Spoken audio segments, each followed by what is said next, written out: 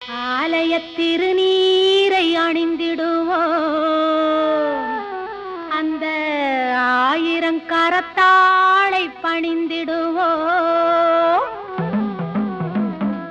ஆலய திருநீரை அணிந்திடுவோம்,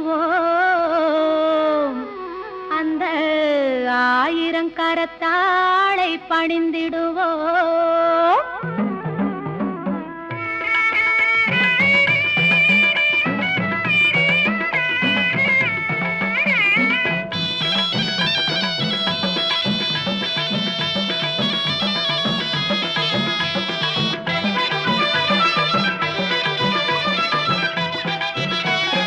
மஞ்சனத்தை பூசி வரும்